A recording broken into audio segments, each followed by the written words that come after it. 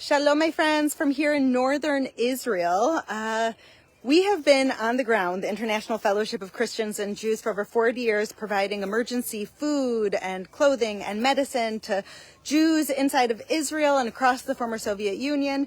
And when we heard about the persecuted Christians inside of Syria, just a few miles from our border, we knew that we had to do something to help them, that the Christian community has been standing with Israel and the Jewish people since October 7th, and now we need to help the persecuted Christians inside of Syria. These Christians are located just a few miles from the border with Israel, and yet they don't have access to food, they don't have access to medical care. The closest medical clinic is over 30 miles from where they are. And so they're both being targeted and killed, as we've seen, and they also have emergency medical issues that they have no way to address and help with. And so the fellowship provided, we have been working with all different people and officials in order to get aid inside of Syria to help these persecuted Christians. Behind me, you can see a truck that's right now all prepared with aid for Syria, over 1,500 food boxes that will be going to help these Christians inside of Syria, the Christian and Druze communities who are being targeted.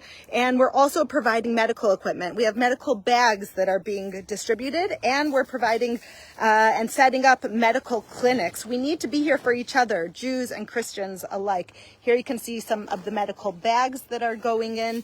And we know from the terrorists that they are first targeting the Saturday people, the Jews, which they've been doing for a long time, but then they're going for the Sunday people, the Christians, and we're seeing it across the Middle East. And so as there is fighting and persecution and Christians being targeted right over Israel's border there, the fellowship can't stand by and do nothing. And so we are coming together, Jews and Christians. It's actually a group of ultra-Orthodox Haredi men who packed these food boxes for the persecuted Christians inside of Israel. We've been praying for them, and now we have to act. We can't stand by and watch as our brothers and sisters are being slaughtered. And so I'm praying that these food boxes and the medical aid that the fellowship is providing will be a source of comfort for the Christians being persecuted inside of Syria. Will give them a hope, a new chance at life. Will give them the ability to dream and feel that they're not alone, that there are millions of Christians and Jews around the world who stand with them. And so from here in Israel, we're praying for the persecuted Christians across the Middle East. We see them being targeted by Islamic extremists, by Boko Haram. We see them being targeted and killed in huge numbers. And the world might be silent, but the International Fellowship of Christians and Jews is not. You are not. So let me know in the comments if you're praying for the persecuted Christians in the Middle East. And if you realize that the rise in anti-Semitism and Jews being targeted is not about the Jews.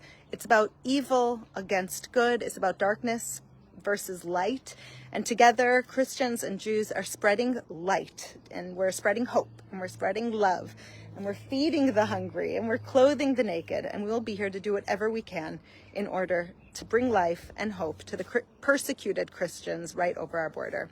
I remember right when the persecution started against the Christian community in Syria, Bishop Paul Lanier, our incredible chairman, called me and said, Yael, we have to do something.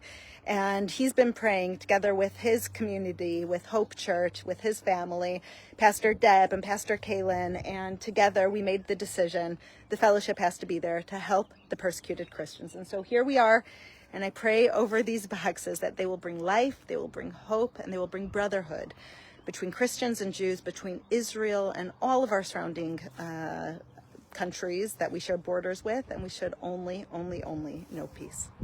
Shalom.